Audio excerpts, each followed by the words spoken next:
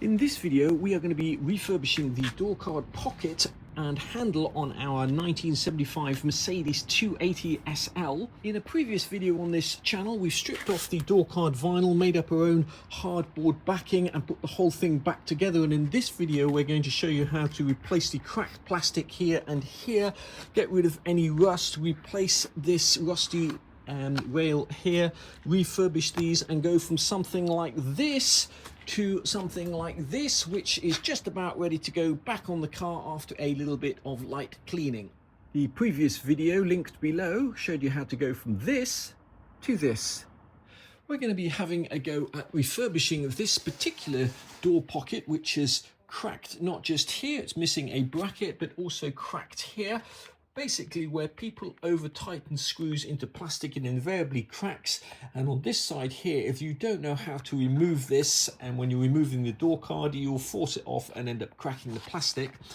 There are a few companies around the world that make these door pockets, and they'll set you back about £150 for a set of two, and slightly more if you're getting them trimmed in leather. We at this stage are not going to go to the expense of spending £150. We've got better things on this restoration to spend our money on. We're going to start off by just gluing all of this plastic here, and then eventually we'll be gluing this trim back down, and we'll be using this rod here to wedge the trim into that channel there. On this side here, we're going to have to find some plastic. Now, I don't have a template to see what this bracket should be like, so I'm going to have to try and guess it and then possibly cut it to size when this is on the car. We've glued all these little pieces back together. Then what we'll come back and do is make a template and then glue a fresh piece of thin plastic over there to hold it all together and give it structure. Up here, we're going to start off with a cardboard template, and then we're going to use something like this paint tray here and cut out the plastic and then make a bracket up. We're just using super glue here. There's nothing special about this. This will kind of melt and meld the plastic together.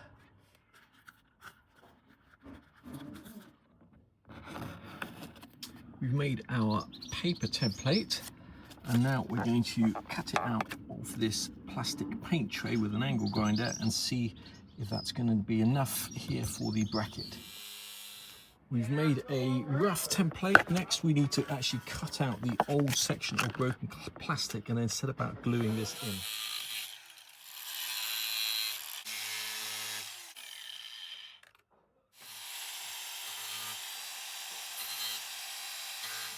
We've cut out all the old plastic just using an angle grinder with a very thin 0.75mm metal grinding disc. It's quite easy to get nice straight cuts with an angle grinder. Just using an old paint tray to give us that nice right angle.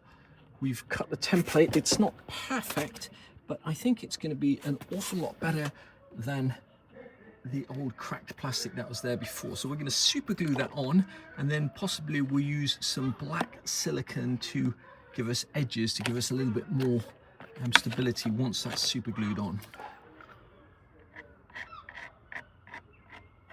We've just roughed up the back of this just using a brass brush just to give it something a little bit better to stick to. Weigh that down, leave that to dry. It's a really warm day, so that should dry in no time at all. Not that you'll see any of this, but if there are any gaps, we've just filled them in with super glue. The super glue will run into the gaps and then dry hard, and then we'll shave that off so it's completely flush with the old plastic. I'm pleased at how that has come out. You can use a sharp Stanley knife just to trim any excess plastic. This plastic is less brittle than the original plastic, and then we just need to figure out where to drill the hole. And to do that, we'll be using the armrest here, which fits over there, and obviously there's a screw fitting in the back of that. We will be replacing that fitting there with a non-rusty one, and then going over that with a little Dremel tool wire wheel, getting rid of any rust, just painting that with some rust encapsulator, and then that will pretty much be ready to go back on the car. We just need to get some contact adhesive, fold that over there and make that nice and neat, and then figure out how we are going to just make that repair there slightly stronger. Many years ago, when we first bought this car, I picked up a couple of these door card rails which fit in the bottom of the door card like that, and they fit in a slot. You see the little S shape there, and then they kind of lock in place. And I got these, I think, from Bob's Bents over in the US, and he's sent them over. I don't think they're that easy to get hold of, but I will leave a part number if they're still available. Once you've slotted that into the groove, you should be able to then slide it across and lock it in place. Now, you probably don't need to glue that in. That'll probably be held in simply when you fold this vinyl over here into the channel and glue that in. I don't imagine that's going to move.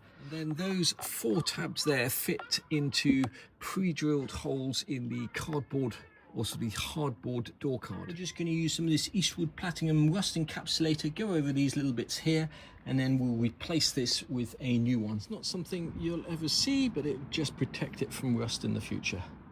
Next up, we're just going to use a bit of the EvoStick Impact contact adhesive to stick in all of this trim that we took out around the edge here, and then we'll use a little series of trim tools to tuck all that back in. Now, these do from time to time crop up on eBay. There's a couple for sale on eBay at the moment in a different color, and I did think of taking the black vinyl trim off here and just putting it on another one, but in actual fact it's really difficult to do so and get everything in these channels. So I'm just going to try keep the trim on this one, drill a hole in here, and see how the actual repair goes. Well, it's not a perfect job by any stretch of the imagination, but I think you'd be pretty hard pushed to spot that that had been repaired. And once that's on the car, this will all be hidden.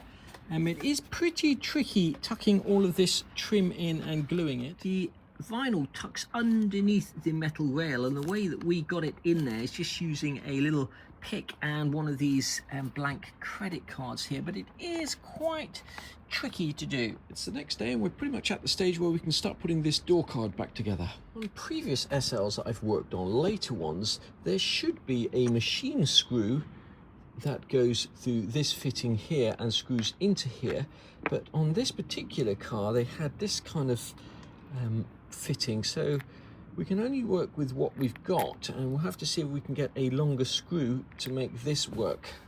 Before we can put the door card back together, there's a few things we need to do. First of all, we need to find out exactly where that hole needs to be drilled, and that's going to be determined by putting this in there and coming in from the back side and marking the hole. Next, before we can put this on here, this has chrome trims that screw to the back of it using these little screws, so we'll put those on first. I haven't quite lined up everything yet, but I'm going to finish this video here. This door card's pretty much ready to go back on the door and to be fitted. It just needs a little bit of cleaning up, and then we have to set about restoring the other one.